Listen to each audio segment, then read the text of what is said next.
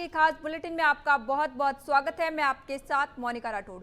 प्रधानमंत्री नरेंद्र मोदी और केंद्रीय रक्षा मंत्री राजनाथ सिंह दिल्ली कैंटोनमेंट के कैरिपा परेड ग्राउंड पहुंचे। यहां आयोजित national cadet corps PM rally में शामिल हुए। रैली की थीम राष्ट्र प्रथम कर्तव्यनिष्ठा युवा हैं। एनसीसी कैडेट्स को संबोधित करते हुए पीएम ने सबसे पहले महाराष्ट्र के डिप्टी सीएम अजित पवार के निधन पर दुख जताया। उन्होंने कहा, हादसे में अजित और कुछ साथी नहीं रहे, दुख की घड़ी में हम उनके परिवारों के साथ हैं। उन्होंने कहा कि अजित दादा ने महाराष्ट्र और देश के विकास में बड़ा योगदान दिया, गांवों के जीवन को बेहतर बनाने के लिए हमेशा काम किया। दरअसल एनसीसी पीएम रैली महीने भर चले एनसीसी गणतंत्र दिवस शिविर 2026 के समापन का प्रतीक है, जिसमें देश भर से 2406 एनसीसी कैडेट्स ने भाग लिया। इसमें 898 बालिका कैडेट शामिल रही। इसके अलावा भूटान, श्रीलंका, ब्राजील, नेपाल और मलेशिया सहित 20 से अधिक मित्र देशों ने 200 से ज्यादा कैडेट्स और अधिकारियों ने शिविर में हिस्सा लिया।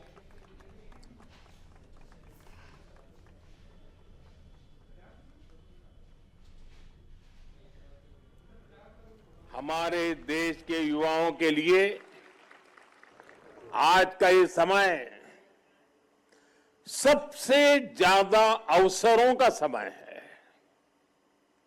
सरकार का प्रयास है कि इस कालखंड का अधिक से अधिक लाभ हमारे युवाओं को मिले। इसका एक उदाहरण आपने कल ही देखा है। भारत और यूरोपियन यूनियन के बीच ऐतिहासिक फ्री ट्रेड एग्रीमेंट पर सहमति हुई है।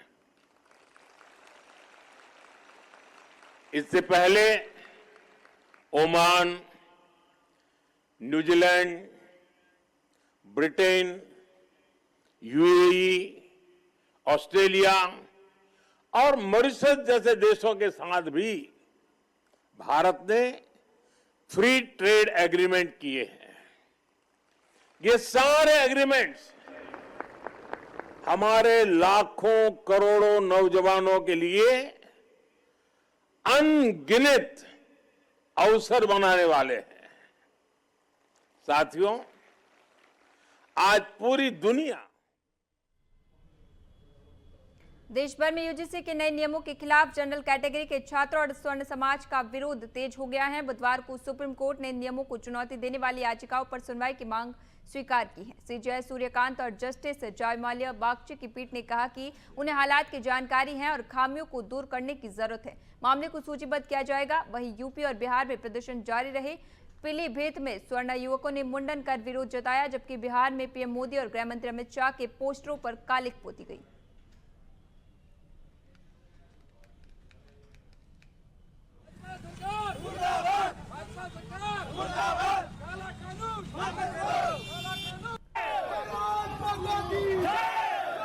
बिल वापस लो, यूजीसी बिल वापस लो। महाराष्ट्र के डिप्टी सीएम और एनसीपी प्रमुख अजित पवार की विमान हादसे में मौत के बाद देश भर में शोक की लहर है। इसी बीच पश्चिम बंगाल की मुख्यमंत्री ममता बनर्जी ने हादसे की जांच की मांग की है। आज सुबह से बारामती जा रहा छोटा विमान लैंडिंग के दौरान दुर्घटनाग्रस्त हो गया, जिसमें अजित पवार समेत कुल 5 लोगों की जान चली गई। वहीं मुख्यमंत्री ममता बनर्जी ने कहा कि इस दर्दनाक हादसे की निष्पक्ष जांच होनी चाहिए ताकि दुर्घटना के कारणों का पता चल सके। उन्होंने हादसे को बेहद गंभीर बताते हुए जवाबदेही तय करने की जरूरत पर जोर दिया। इस हादसे के बाद राजनीतिक जगत से लगातार शोक संदेश आ रहे हैं। दिल्ली से भी कई नेता एनसीपी संस्थापक शरद पवार के आवास की ओर रवाना हो गए हैं।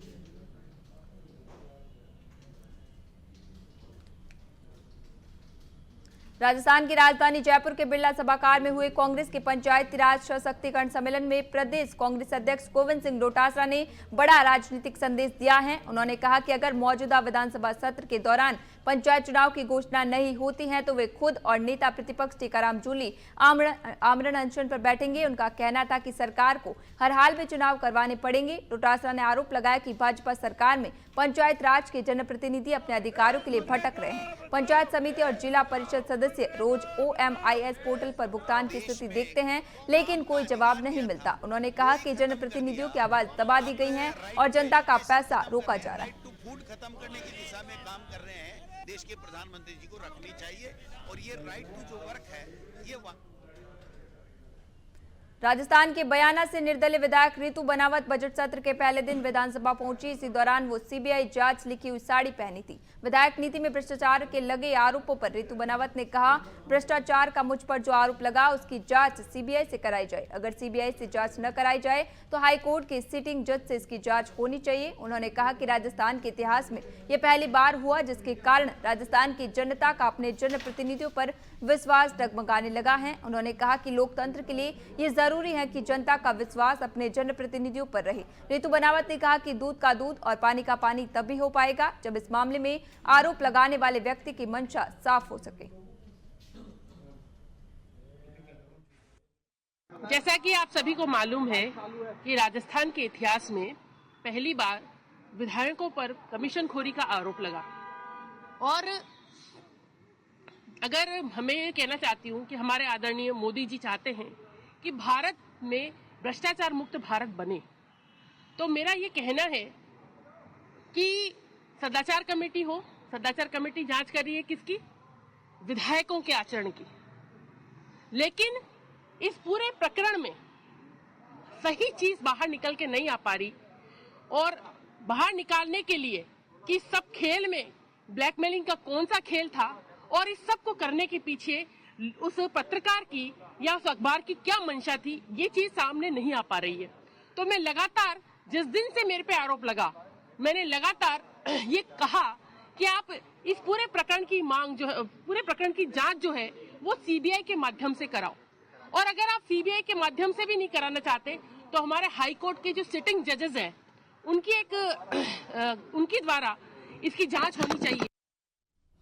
मध्य प्रदेश लोक सेवा आयोग द्वारा पिछले साल निकाली गई मेडिकल ऑफिसर भर्ती में अनियमितताओं को लेकर दायर याचिका पर इंदौर हाईकोर्ट ने महत्वपूर्ण आदेश जारी किए हैं। 2 वर्ष पूर्व निकाली गई इस भर्ती को अदालत ने दोषपूर्ण माना है और पूरी प्रक्रिया को पुनः आयोजित करने के निर्देश दिए हैं। दरअसल 2024-25 में मध्य प्रदेश लोक सेवा आयोग द्वारा प्रदेश में विभिन्न क्षेत्रों में कार्य करने के लिए मेडिकल ऑफिसर की भर्तियां निकाली थी, जिसमें एन वक्त पर एडिशनल रजिस्ट्रेशन का नियम जोड़ दिया गया, जिसके चलते कई एमबीबीएस डॉक्टर भर्ती प्रक्रिया से बिना दस्तावेजी जांच के ही बाहर हो गए। इस मामले में अधिवक्ता तुषार सोडानी ने बताया कि पिछले साल एमपीपीएससी द्वारा जारी विज्ञापन के आधार पर मेडिकल ऑफिसर्स की भर्ती प्रक्रिया के दौरान इंटरव्यू के दिन ही अचानक एडिशनल रजिस्ट्रेशन की नई शर्त जोड़ दी गई थी। जिन अभ्यर्थियों के पास ये रजिस्ट्रेशन नहीं था उन्हें फोन कर इंटरव्यू से बाहर कर दिया गया। अभ्यर्थियों ने इसके खिलाफ प्रतिनिधि भी भेजा, लेकिन विभाग ने कोई जवाब नहीं दिया। इसके बाद अभ्यर्थियों ने हाईकोर्ट में याचिका दायर की।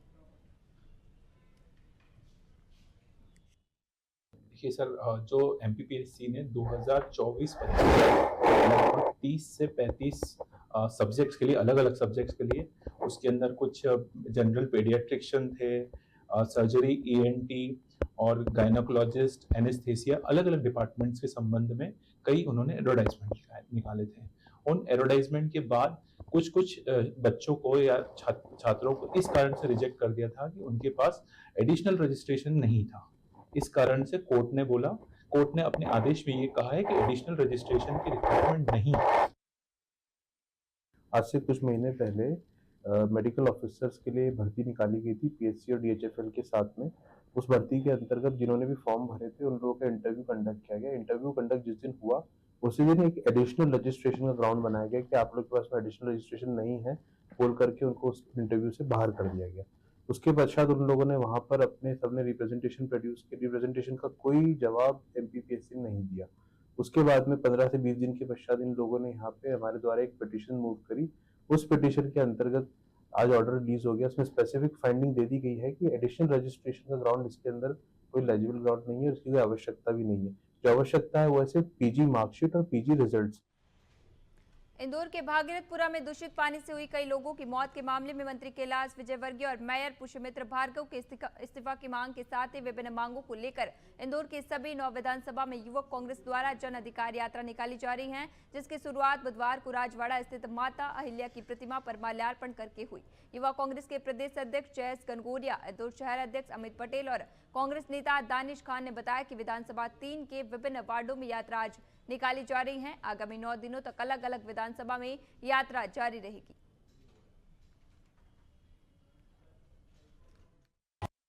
जैसा कि विदित है, माता अहिल्या की नगरी में एक बहुत बड़ी घटना जो पिछले महीने की 29 तारीख को घटित हुई थी। दूषित पानी पीने से भागीरथपुरा में 21 लोगों की मौत हो गई थी और करीबन सैकड़ों लोग अस्पतालों में भर्ती थे और अभी भी ये घटना लगातार 1 महीना हो जाने के बावजूद अभी भी जारी है और सरकार के कोई भी, चाहे वो उनके सत्ता के नशे में चूर मंत्री हो, इस घटना की जवाबदेही नहीं ले रहे, ना महापौर जवाबदेही ले रहे हैं, ना अधिकारी वर्ग जवाबदेही ले रहा है। और विगत 2 दिन पहले जो मऊ में जो घटना हुई है, मऊ में भी एक घटना जो दूषित पानी पीने से 25 लोग अस्पतालों में भर्ती हुए और एक व्यक्ति की मौत मऊ में भी हुई। अब तक ये आंकड़ा 28 लोगों की मौत तक छू गया है। मैं समझता हूँ कि ये बहुत बड़ी घटना है। पिछले कुछ दिनों में हमने देखा कि किस प्रकार से भागीरथपुरा के अंदर सरकार द्वारा हत्याएं की गई। 28 लोग गंदा पानी पी करके मर गए। बड़े दुखद का विषय है और इसी को लेकर के यूथ कांग्रेस पहले दिन से इसकी आवाज उठाते आई है और मांग करते आई है कि सारे पीड़ित परिवारों को, जो जिनके मृत्यु हुई है, उनको 1-1 करोड़ रुपए मुआवजा और उनके घर परिवारों का इलाज फ्री और उनको, उनके घर परिवार के लोगों को जो समय का नुकसान हुआ और जो आर्थिक नुकसान हुआ उसकी भरपाई की जाए। उसी को लेकर के हम यहाँ पर हैं और चरणबद्ध तरीके से आंदोलन हमारे जारी है। ये जन चेतना यात्रा हम निकाल रहे हैं। जिस तरह 28 लोगों की जानें भागीरथपुरा में गई, उन परिवारों के लिए अब इंदौर में जागरूक हो गई जनता, उनको जगाने के लिए यूथ कांग्रेस ये यात्रा निकाल रही है।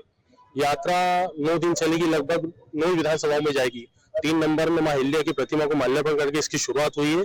यहाँ से मोतीअपले से निकलेगी और छावनी चौराहे से शंकर बाग पर इसका समापन होगा। कहाँ कब पर जाएगी, कितने वार्डों में जाएगी? ये लगभग 10 ही वार्डों को कवर करेगी। मोती तबेले से लेकर हरसद्दी जाएगी, वहां से पलसीकर कॉलोनी जाएगी, गाड़ी अड्डा जाएगी, छावनी जाएगी, पालदा जाएगी, चितावत जाएगी और शंकर बाग में इसका समापन होगा। बुरहानपुर जिले में बेमौसम बारिश और तेज आंधी ने किसानों की मेहनत पर पानी फेर दिया है। अचानक बदले मौसम ने जहां जनजीवन को अस्त व्यस्त किया, वहीं खेतों में खड़ी फसलों को भारी नुकसान पहुंचाया है। तेज आंधी के साथ करीब 2 घंटे तक हुई मूसलाधार बारिश ने जिले के कई इलाकों की बिजली गुल हो गई। सड़कों पर पानी भर गया, जिससे यातायात प्रभावित हुआ। शाहपुर, लोनी, बिरोदा, बहादुरपुर सहित कई गांवों में नुकसान की खबरें सामने आई हैं। तेज हवाओं के कारण कई मकानों की टीन शेड उड़ गई। इस प्राकृतिक आपदा का सबसे ज्यादा असर किसानों पर पड़ा है। मक्का, चना और गेहूं की फसल पूरी तरह नष्ट हो गई है। खेतों में पानी भर जाने से तैयार फसल सड़ने लगी है, जिससे किसानों के सामने रोजी रोटी का संकट खड़ा हो गया है। फिलहाल प्रशासन नुकसान का आकलन कर रहा है, लेकिन सवाल यही है कि कब तक किसानों को राहत मिलेगी और क्या उनकी मेहनत की भरपाई हो पाएगी। चारे के कर अब अपन ने कर्जा भी उठाया है, लोन भी है अपने बैंक का, तो अब बैंक का लोन दे कि परिवार का ये करे, बाल बच्चे का। पिताजी भी ये हुए हैं और बहुत नुकसान हुआ है मेरा। और मैं चाहता हूँ, सरकार से निवेदन करता हूँ कि मेरा मक्के की फसल दुरुस्त हो गई है, इनकी भरपाई से करे। सर, ये मेरा 5 एकड़ गेहूँ है। रात में हवा तूफान से पूरा ये गेहूँ मेरा पूरा सो गया है। कितना नुकसान हुआ? ये पूरा 5 एकड़ है मेरा, पूरा 5 एकड़ गेहूँ पूरा, मतलब पूरा जमीन तल से पूरा पानी से पूरा ये हो गया हो। कुछ कर्जा भी है क्या? हाँ, केसीसी लोन है सर, इसके ऊपर ही लोन भरे। अभी जैसा फसल के ऊपर ये था कि भाई केसीसी लोन भरेंगे क्या। गेहूँ था मेरा, गेहूँ का नुकसान हुआ है। उसके बाद में कर्जा था मेरे ऊपर सोसाइटी का। कितना कर्जा है? कर्जा है 1 लाख रुपए। क्या चाहते हो आप? ये चाहते हैं कि सरकार के द्वारा नुकसान हमारा जो हुआ है उससे ज़्यादा मिले। बच्चों की पढ़ाई है, लिखाई है, घर का खर्चा है, सब कर्जा है मेरे ऊपर। साहब, मेरा जो है 3.5 एकड़ गौ है, पूरा जमीन पे सो गया, हवा गिर गया पूरा। कितना नुकसान हुआ? फिर भी पूरा ही नुकसान हुआ ना। भी कम से कम 2-2.5-3 लाख रुपए का मालता ना। क्या चाहते हो आप? सरकार से यही चाहते कि कुछ सहायता मिले। कोई कर्जा भी? कर्जा भी है ना, 4-5 लाख रुपए कर्जा है। इंदौर के भागीरथपुरा इलाके में उल्टी दस्त की चपेट में आकर एक और मरीज की मौत का दावा किया जा रहा है। इलाके में हालात लगातार बिगड़ते नजर आ रहे हैं और अब मृतकों की संख्या 29 बताई जा रही है, जिसके बाद आज मृतक के परिजनों ने शासन प्रशासन के खिलाफ विरोध जताते हुए शव रखकर प्रदर्शन किया। दरअसल इंदौर ने भागीरथपुरा क्षेत्र में पिछली रात 62 वर्षीय खूबचंद बंदोनिया की तबियत अचानक बिगड़ने के बाद मौत हो गई। परिजनों का आरोप है कि मृतक ने बीमारी के दौरान 2 बार स्वास्थ्य केंद्र में इलाज भी कराया था। इसके बावजूद उनकी हालत पर कोई ठोस निगरानी नहीं रखी गई। मौत से आक्रोशित परिजन शव को लेकर भागीरथपुरा चौकी पहुंचे और चौकी के सामने शव रखकर जमकर विरोध प्रदर्शन किया है। परिजनों ने शासन प्रशासन पर गंभीर लापरवाही का आरोप लगाते हुए कहा कि बीमारी के दौरान समय पर न इलाज मिला और न ही प्रशासन ने सुध ली। वही प्रदर्शन के दौरान परिजनों ने क्षेत्रीय भाजपा पार्षद कमल वाघेला के खिलाफ भी नारेबाजी की। क्या हुआ था इनको उल्टी दस्त लगा था, पानी की वजह से 15-20 दिन हो गए उनके संजीवनी से तो दवाई लेके आ गो। अरे उनको बोला भी कि मम्मी कॉल चाहिए तो वो एम्बुलेंस में भेज रहे हैं। उनके साथ आप जैसे ही एम्बुलेंस में आया था वो उसने वीडियो फोटो भेजा, मेरे पापा का अपना नाम वाम पूछा, उसके बाद में वो भी चले गए। कोई नहीं आया। इनकी मौत कल रात को। हाँ, दवाई गोली कौन सी ले रहे थे? संजीवनी से सुबह की। हाँ, इंदौर के खजराना थाना क्षेत्र में रहने वाले 22 वर्षीय युवक की शिकायत पर पुलिस ने उज्जैन निवासी एक व्यक्ति के खिलाफ धर्म परिवर्तन के लिए दबाव बनाने और मारपीट के आरोप में एफआईआर दर्ज की है। पुलिस ने मामले में आरोपी को गिरफ्त में लेकर पूछताछ शुरू कर दी है। आपको बता दें, पूरा मामला इंदौर के खजराना थाना क्षेत्र का है, जहां गणेशपुरी कॉलोनी निवासी विनय ने आरिफ शाह के खिलाफ शिकायत दर्ज कराई है। पीड़ित का आरोप है कि आरोपी लंबे समय से उस पर धर्म परिवर्तन का दबाव बना रहा था। पीड़ित युवक ने पुलिस को बताया कि दिसंबर 2025 में आरिफ शाह ने पहली बार उससे धर्म परिवर्तन को लेकर बात की थी। आरोपी ने कहा था कि धर्म बदलने पर उसे अच्छा पैसा मिलेगा। जब युवक ने इसे नजरअंदाज किया तो आरोपी ने यह कहकर दबाव बढ़ाया कि उसके परिवार को समाज में मान सम्मान मिलेगा और उसे अच्छी नौकरी भी मिल पाएगी। मैंने 5 साल फरियादी के द्वारा रिपोर्ट की हुई कि उसका एक घर में आना जाना था एक आसिफ शाह का, जो कि सावेर रोड का रहने वाला है और सावेर का रहने वाला है। उसके द्वारा बताया गया था कि ये घर पर आना जाना करता था। फिर मुझसे बोलता था कि तुम मुसलमान बन जाओ और मुझे धर्म परिवर्तन करने के लिए दबाव डालता था और जान से मारने की धमकी देता था। इस पर से अश्लील गाली गलौज भी करता था। इस पर से अश्लील गाली गलौज, जान से मारने की धमकी एवं धर्म परिवर्तन 3/5 नियम के तहत केस रजिस्टर किया जाकर इन्वेस्टिगेशन लिया गया। आरोपी आसिफ शाह को गिरफ्तार करके जेल भेजा गया। मध्य प्रदेश के इंदौर में पुलिस का एक तरफ अपराध पर नियंत्रण करने के लिए भारी कोशिश में जुटी हुई है, वहीं दूसरी ओर चाकूबाजी की वारदात भी लगातार सामने आ रही है। इसी कड़ी में शराब पार्टी के दौरान 2 युवकों पर 3 बदमाशों द्वारा चाकू से हमला कर घायल कर दिया गया था। पुलिस ने इस मामले में तीनों आरोपियों को गिरफ्तार किया है। आपको बता दें, पूरा मामला इंदौर के हीरानगर थाना क्षेत्र का है, जहां 2 दोस्त शराब पार्टी कर रहे थे। तभी वहां 3 अन्य दोस्त माइकल, रोहन और आयुष पहुंचे और तभी पार्टी के दौरान 2 युवकों ने उनका विवाद हो गया, जिसमें तीनों ने मिलकर हत्या की नियत से दोनों को चाकू मारकर गंभीर रूप से घायल कर दिया। इस मामले में एडिशनल डीसीपी ने बताया कि चाकूबाजी की घटना को अंजाम देने के बाद पुलिस ने मुकदमा दर्ज कर तुरंत कार्रवाई करते हुए तीनों आरोपियों को चाकू के साथ गिरफ्तार किया है। पुलिस अभी आरोपी से पूछताछ करने में जुटी है।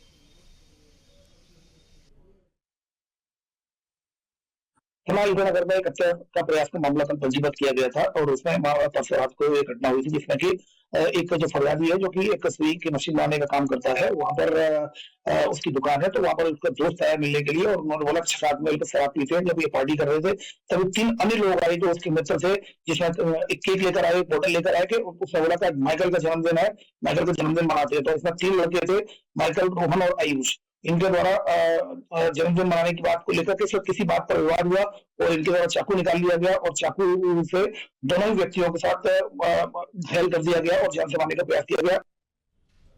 मध्य प्रदेश के इंदौर में अवैध मादक पदार्थ के खिलाफ लगातार पुलिस कार्रवाई कर रही है। इसी कड़ी में इंदौर पुलिस ने टीम थाना क्षेत्र में कार्रवाई करते हुए लाखों रुपए के एमडी ड्रग्स और ब्राउन शुगर बरामद कर 4 आरोपियों को गिरफ्तार किया है। आपको बता दें, पहला मामला इंदौर के कनाड़िया थाना क्षेत्र का है, जहां पुलिस द्वारा एक युवक को पकड़ा गया, जिससे अपना नाम मनोरंजन बताया। उसकी तलाशी लेने पर उसके पास से 5 ग्राम से अधिक एमडी ड्रग्स बरामद की गई है। वहीं दूसरी कार्रवाई छोटी ग्वालटोली क्षेत्र में की गई, जहां समीर और एक अन्य को पकड़ा गया। इसके पास से 14 ग्राम से अधिक ब्राउन शुगर बरामद की है। वहीं तीसरी कार्रवाई एमजी रोड पुलिस द्वारा की गई, जो कि जहां एक मनीष नाम के युवक को पकड़ा है, जिसके पास 10 ग्राम से अधिक ब्राउन शुगर बरामद की है।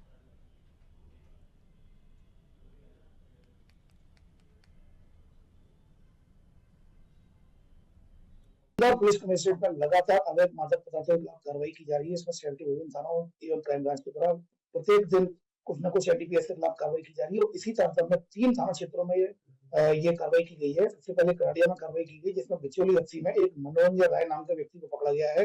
इसके कब्जे से लगभग 5 ग्राम से अधिक एमडी ड्रग्स मिला है, जिसमें कि 8/22 एनडीपीएस एक्ट के तहत केस रजिस्टर किया जाकर इन्वेस्टिगेशन में लिया गया। वहीं छोटी ग्वालटोली में भी 2 आरोपी को पकड़ा है, जिसमें एक का नाम समीर शेख है, दूसरे का नाम समीर है और एक बाइक भी जब्त की गई है और इनके कब्जे से लगभग 14 ग्राम से अधिक ब्राउन शुगर मिला है, जिसमें कि 8/21 एनडीपीएस एक्ट के तहत केस रजिस्टर किया कर इन्वेस्टिगेशन में लिया गया। तो वहीं एमजी रोड थाने में भी एक आरोपी को पकड़ने में सफलता प्राप्त की गई है और इस आरोपी का नाम है मनीष पुरी और इसके कब्जे से 10 ग्राम से अधिक ब्राउन शुगर मिली है। तो कुल मिलाकर लगभग इंदौर शहर की शांत मानी जाने वाली गंगाधाम कॉलोनी में 23 जनवरी की रात हुई महिला की हत्या की गुत्थी आखिरकार सुलझा ली गई है।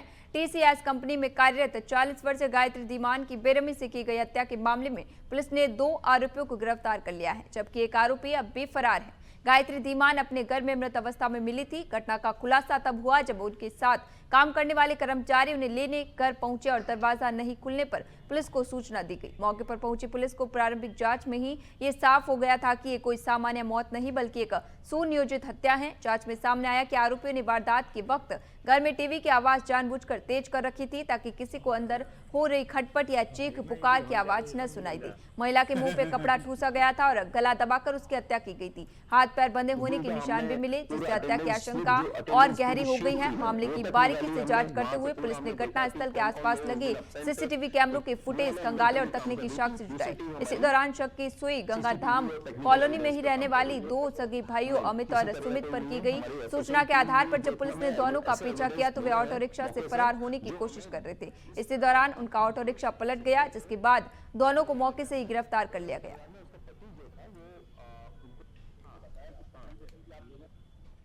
हमारे द्वारा इसमें एसीपी हीरानगर के नेतृत्व में एक टीम बनाई हुई, जिसमें थाना प्रभारी सियाराम गुर्जर उनकी पूरी टीम थी। हमारे 2 सब इंस्पेक्टर भी थे उसमें और इस पूरी टीम ने लगातार 3-4 दिन उस इलाके के बहुत सारे सीसीटीवी फुटेज को भी खंगाला। करीब 250 कैमरे जो थे वो हमने इसमें खंगाले और भी बहुत सारे जो सुबह की घटना के समय बहुत सारे लोग बाहर घूम रहे थे, उनसे भी पूछताछ की गई और जो टेक्निकल एविडेंस और जो हमारा कन्वेंशनल जो पूछताछ का तरीका होता है उससे हमने जो कुछ सीसीटीवी में कुछ लोग आए थे उनकी पहचान की गई और जो व्यक्ति आया उसमें अमित मौर्य नाम का व्यक्ति था और सुमित मौर्य। सबसे पहले इन दोनों को पुलिस ने इनकी एक्टिविटीज को ऑब्जर्व किया और बाद में फिर पुलिस ने इनको हिरासत में लिया।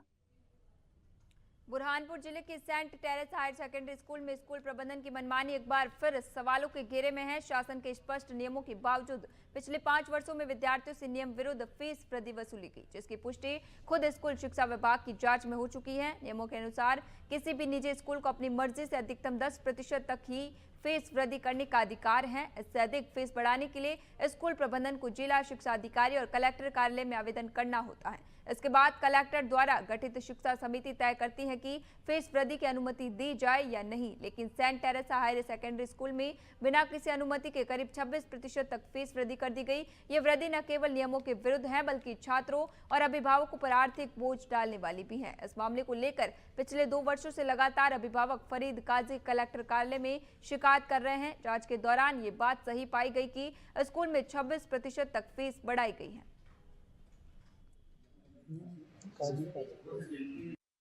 कि ये मेरी शिकायत आज की नहीं है, पिछले 18-19 महीनों से जो है मैं सतत जो है यहाँ पर कलेक्टर कार्यालय के अंदर जनसुनवाई के अंदर भी अपनी शिकायत स्थानीय सेंट टेरेसा स्कूल की कर चुका हूँ कि वहाँ पर जो है सत्र 2018-19 से 2022-23 तक जो है बच्चों से शासन के नियमों को उल्लंघन करते हुए 10% से अधिक जो है फीस वसूली गई है। और इस की जांच के अंदर जो है जब शिक्षा विभाग द्वारा जांच दल गठित किए गए तो मेरी पहली शिकायत बीआरसी में थी, उन्होंने जांच करवाया, उन्होंने भी अपनी जांच रिपोर्ट के अंदर ये स्पष्ट कहा कि वहाँ पे 10% से अधिक की फीस वृद्धि हुई है। और मेरी शिकायत ये भी थी कि वहाँ पे अयोग्य शिक्षक जो है बच्चों को पढ़ा रहे, उनके पास में जो है अमान्य डिग्रियाँ हैं। 26%। तो ये किस सबूत पे आप बोल रहे हैं? शिकायत की नहीं, शिकायत जनसुनवाई में शिकायत की। ये पूरा मामला शिक्षा विभाग के संज्ञान में है, पूरा जांच पड़ताल सभी दस्तावेज सभी प्रतिवेदन उनको दिया हुआ है। शिक्षा अधिकारी ने खुद कहा है कि वहाँ पर फीस वृद्धि की है और फीस वृद्धि करने का जो अगर ज्यादा वृद्धि की जाती है तो कलेक्टर महोदय ही कर सकते हैं, या फिर अगर कर सकते हैं तो फिर आप मतलब कितनी परसेंट 1% कर सकते हैं, लेकिन 25% की बात आसान नहीं है। आपके मुंह से आपने क्या बोला? 1-2% कर सकते है ना? 1-2% भी कोई भी क्लास में किया नहीं है। उनकी शिकायत के आधार पर जांच की गई है और जांच में जिन जिन वर्षों में 10% से अधिक फीस की वृद्धि की गई है वो जांच में सही पाया गया कि 10% से अधिक की फीस वृद्धि की गई है। फीस वृद्धि की गई राशि के संबंध में एक अधिनियम है कि वो जो 10% से अधिक फीस की राशि ली जाती है वो पालकों को या बच्चों को वापस की जाए, और उसको वापस करने की प्रक्रिया जिला स्तर की जो समिति होती है कलेक्टर साहब की अध्यक्षता में, उस समिति के समक्ष प्रस्ताव रखा गया है। समिति के निर्णय के अनुसार वो राशि पालकों को वापस की जाएगी। के अंदर जो है नियम विरुद्ध जो है फीस वसूली का मामला सामने आया कि 10% जो है वृद्धि की जाना थी, लेकिन उन्होंने 26% तक जो कि डीओ ने स्वयं इसको जो है स्व हस्ताक्षरित करके जो है आपके कार्यालय में जो है और सीओ को जिला पंचायत को भी नोट दिया है लिख करके। इसकी जांच करके सीओ साहब ने भेजा है कलेक्टर महोदय को, कलेक्टर वहाँ जो भी आदेश करेंगे उसके बाद कार्रवाई की जाए। पता बुरहानपुर के गणपति थाना क्षेत्र स्थित दरगाह हाकिमी जो बोहरा समाज की आस्था का प्रमुख केंद्र मानी जाती है, वहां एक बार फिर करंट लगने से युवक की मौत का मामला सामने आया है। इलेक्ट्रिक कार्य के दौरान हुए इस हादसे ने सुरक्षा व्यवस्थाओं पर गंभीर सवाल खड़े कर दिए हैं। दरगाह हाकिमी परिसर में इलेक्ट्रिक का काम करते समय एक युवक को अचानक करंट लग गया। गंभीर हालत में उसे तत्काल एक निजी अस्पताल में भर्ती कराया गया, जहां इलाज के दौरान उसकी मौत हो गई। मृतक युवक उत्तर प्रदेश के गोरखपुर का रहने वाला बताया जा रहा है, जिसका नाम रवि है। हैरानी की बात यह है कि ये कोई पहला मामला नहीं है, इससे पहले भी दरगाह हाकिमी परिसर में करंट लगने से एक युवक की मौत हो चुकी है। लगातार हो रही इस तरह की घटनाएं परिसर की विद्युत सुरक्षा व्यवस्था पर सवाल खड़े कर रही हैं। इस घटना के बाद क्षेत्र में आक्रोश और चिंता का माहौल है। समाज सेवियों ने भी इस हादसे को गंभीर लापरवाही बताया है। दरगाह हाकिमी में बार बार करंट लगने से मौत होना बेहद गंभीर मामला है। शासन को चाहिए कि मृतक युवक के परिजनों को नियमों के अनुसार मुआवजा दिया जाए और सुरक्षा व्यवस्था की उच्च स्तरीय जांच हो। क्या नाम है इसका? इसका तो शायद रवि नाम है। काम करता था। कहाँ से आए थे काम करने? हम लोग मैं यूपी का हूँ सर। और वो भी यूपी का ही। कौन सी मशीन चला रहा था? गाँव का है, किसी गाँव का नहीं। कौन सी मशीन चला रहा था? Drill machine. क्या काम हो रहा था वहाँ पे? सर हम लोग इलेक्ट्रिकल का काम करते हैं। तो दरगाह हकीमी के अंदर काम चल रहा था? हाँ सर। कहाँ चल रहा था काम? अंदर 4 नंबर गेट। नहीं काम चल रहा था? काम तो आज सुबह 9 बजे हुई है, ज्यादा दिन से करते हैं, 2-3 महीना हो गया। नहीं मिली कि करंट लगने से जो मतलब उसके यहाँ इलाज के दौरान भर्ती हुई है, ये सूचना प्राप्त। कहाँ लगा था करंट? दरगाह हाकिमी का बताया। क्या काम चल रहा था? मुझे कुछ नहीं बताया। मुझे इतना बताया गया है कि भाई एक बंदे को करंट लगा है, जिसको अली जेल में भर्ती किया है। अब यहाँ पता चला कि तो इलाज के दौरान मृत्यु हो गई। तो मृतक का नाम क्या है? क्या कहाँ का रहने वाला? रवि नाम है। रवि नाम। रहने वाला कहाँ का सर? रहने वाला अब ये भी कंफर्म नहीं है अभी। मतलब ये कंफर्म है कि दरगाह हकीमी में काम करता था? हाँ, दरगाह हकीमी में काम करता था, करंट लगा। सर अभी इतनी जानकारी मिली। दरगाह हकीमी परिसर में जो लड़का विजय करके है, दलित समुदाय से है और वह यूपी से यहाँ पर ठेकेदार के थ्रू यहाँ पर काम करने आया था। दरगाह हकीमी परिसर में काम करते समय विजय को करंट लगा। करंट में जैसे ही वो अनकॉन्शियस हो गया, उसको दरगाह हकीमी के लोगों ने ऑल इज वेल हॉस्पिटल लाया गया और ऑल इज वेल हॉस्पिटल में इसे विजय को मृत घोषित कर दिया गया। और हमारे सामने ही ऑल इज वेल हॉस्पिटल के कर्मचारी, शासन प्रशासन बॉडी को हाईजैक करके हमारे सामने ले गया और इसमें शासन प्रशासन पूरा दबाव बना रहा है कि मामले को दबाया जाए और इसको जल्द से जल्द शांत किया जाए। आगरमालवा कोतवाली पुलिस ने मादक पदार्थ तस्करी के खिलाफ बड़ी कार्रवाई करते हुए अंतर्राष्ट्रीय ड्रग नेटवर्क का पर्दाफाश किया है। एसपी विनोद कुमार सिंह ने प्रेस वार्ता में बताया कि 20 जनवरी को मुखबिर की सूचना पर अगरसुनसेन रोड के आमला थाना क्षेत्र में घेराबंदी कर फैजान को गिरफ्तार किया गया। आरोपी के कब्जे से 330 ग्राम एमडी ड्रग्स जिसकी कीमत करीब 33 लाख रुपए बताई जा रही है और एक एप्पल मोबाइल फोन जब्त किया गया। पूछताछ में खुलासा हुआ कि सप्लाई राजस्थान के झालावाड़ जिले से हो रही थी। इसके बाद 28 जनवरी की रात आगर पुलिस ने करीब 80 पुलिसकर्मियों के साथ ग्राम गाटाखेड़ी थाना ड्रग झालावाड़ में दबिश देकर शाहिर खान और मुनव्वर खान उर्फ राजा को गिरफ्तार किया। मौके से 1 kilo smack, 2 kilo MD, 2 kilo ketamine, 25 नशीले इंजेक्शन, रसायन, ड्रग निर्माण मशीन, 7 मोबाइल और हथियार बरामद किए गए। जब्त सामग्री की कुल कीमत करीब 5 करोड़ रुपए आंकी गई है। पुलिस नेटवर्क से जुड़े अन्य आरोपियों की भी तलाश कर रही है।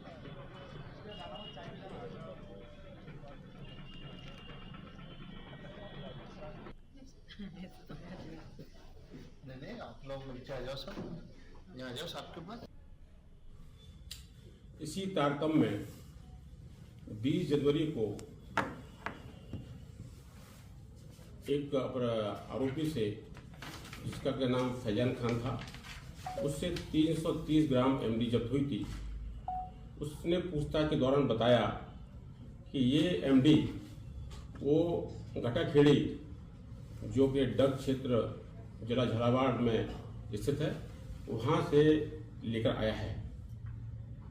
उस मेमो के आधार पर और अन्य वैज्ञानिक तकनीक के साथ साइबर की मदद से हमने उस स्थान को चिन्हित किया और उस आरोपी की निशानदेही पर हमने वहाँ पर आज सुबह करीबन 80 पुलिस अधिकारी कर्मचारियों के बल के साथ में दबिश दी गई, जिसमें 2 आरोपी गिरफ्तार हुए। उनके पास से 2 kilo MD, 2 kilo ketamine, 1 kilo brown sugar यानी smack, ammonium nitrate, sodium carbonate, कुछ मादक पदार्थों के इंजेक्शंस, इसके साथ साथ में 2 राइफल, मशीन, ड्रम इत्यादि जब्त हुआ है। बड़वानी जिले के राजपुर थाना क्षेत्र के ग्राम मुंडला में 7 वर्षीय मासूम बालिका के साथ हुए सनसनीखेज लैंगिक अपराध व हत्या के मामले का पुलिस ने खुलासा कर दिया है। 26 जनवरी को ग्रामीणों की सूचना पर इंदिरा सागर नहर से बालिका का शव बरामद हुआ था। पोस्टमार्टम में गुप्तांग पर गंभीर चोटें तथा पानी में डूबने व दम घुटने से मौत की पुष्टि हुई। मामले की गंभीरता को देखते हुए पुलिस अधीक्षक जगदीश डावर के निर्देश पर राजपुर थाना प्रभारी विक्रम सिंह बमानिया द्वारा गठित विशेष टीम ने जांच तेज की। विवेचना के दौरान परिजनों व साक्ष्यों के बयान के आधार पर बालिका के काका पर संदेह हुआ। पूछताछ में खुलासा हुआ कि आरोपी बाल अपचारी ने बालिका को घर से उठाकर नहर के पास ले जाकर उसके साथ लैंगिक अपराध किया और पहचान छुपाने के लिए उसे नहर में फेंक दिया, जिससे उसकी मौके पर ही मौत हुई। पुलिस ने मर्ग कायम करके देखिए 26 तारीख को थाना राजपुर पे एक सूचना प्राप्त हुई थी कि इंदिरा सागर नहर में एक बालिका का शव है। सूचना पे थाना प्रभारी अपनी टीम के साथ इंदिरा सागर जहां पर बताया गया था वहां पहुंचे और गांव वालों की मदद से उन्होंने एक 7 वर्षीय बालिका का शव वहां पे उनको मिला। तत्काल मर्ग कायम करके इसको जांच में लिया गया, क्योंकि इंदिरा सागर नहर जो है काफी दूर से बहते हुए आती है, तो पुलिस के लिए एक बड़ा चैलेंज था कि ये बालिका है कहाँ की, क्योंकि अज्ञात थी, किसी को पता नहीं था कि बालिका कहाँ की है। राजपुर थाना प्रभारी ने तत्परता से काम करते हुए आसपास के सरहदी जो थाने हैं उनको सूचना भेजी।